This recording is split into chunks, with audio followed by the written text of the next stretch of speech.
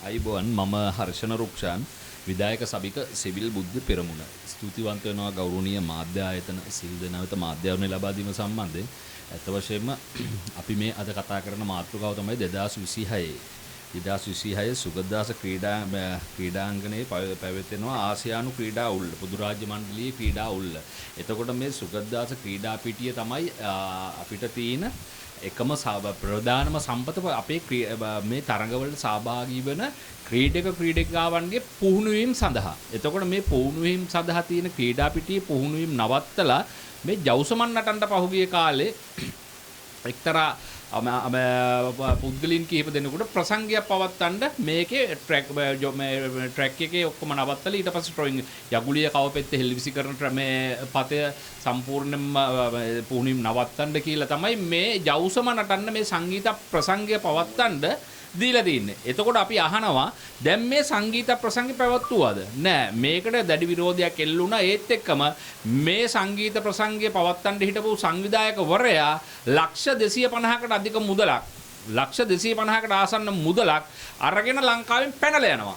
එතකොට අපි ඊළඟ කරුණ හෙළි දක්වනවා අපිට ලැබිලා තියෙන දත්තා වාර්තා අනුව ඒව සත්‍ය නම් පික්මී ආයතනයෙන් තමයි ඔන්ලයින් හරහා මේ ටිකට් පත්‍ර අලෙවි කරලා තියෙන්නේ. එතකොට මේ ලක්ෂ 250කට ආසන්න ටිකට් පත් වලට මුදල් ලියදු ඒ ප්‍රේක්ෂක ජනතාව මේ ප්‍රසංගය බලන්න බලාපොරොත්තුෙන් හිටපු ජනතාවගේ ලක්ෂ 250ක වගේ මුදලකට කවුද දැන් වග කියන්නේ? මේ පිළිබඳව අපි දන්නා තරමින් කොල්ලුපිටිය පොලිස් ස්ථානයට පැමිණිල්ලක් ලැබිලා තියලා මේ වෙද්දිත්. එතකොට ඔන්ලයින් හරහා පික්මී ආයතනයෙන් ඔන්ලයින් හරහා මේ ටිකට් පත්‍ර මේ ප්‍රවේශ පත්‍ර අලෙවි කරා නම් නියත වශයෙන්ම පික්මී ආයතනය තමයි අපි චෝදනා කරන්නේ. පික්මී ආයතනය අලෙවි කරා නම් ටිකට් ඒ ටිකට් වල රිටර්න් එක නැවත ලබා දීම. මොකද සංගීත ප්‍රසංගය පැවැත්ුනේ නැහැ. ඔහු ලංකාවෙන් පැනලා යනවා. මේ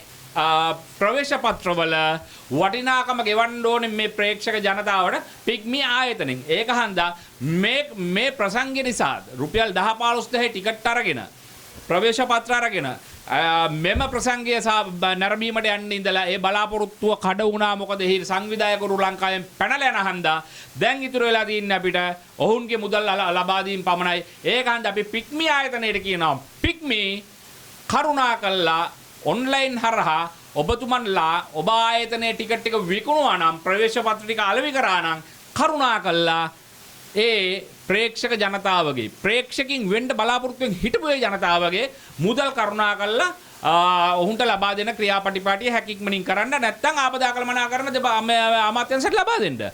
හේතුව දැන් රටේ ලොකු ව්‍යවසනයක් වෙලා අපි දැන් උදව් කරන්න ඕන මොහොතක ඉන්න ඇත්තට අපි ජාතියක් ඉදිරියට අපි ඔක්කොම එකතු වෙලා මේ දේ කරනවා. නමුත් පික්මී ආයතනය මේ මුදල් ඔන්ලයින් හරහා ප්‍රවේශ පත්‍ර විකුණලා අලෙවි කරගත්තා නම් නියත වශයෙන්ම මෙහි වගකීම ගන්න ඕනේ මේ ප්‍රේක්ෂක ජනතාවට ඒ ප්‍රවේශ පත්‍රවල මුදල් ලබා දීමේ පූර්ණ වගකීම ගන්න ඕනේ පික්මී ආයතනය. ස්තුතියි.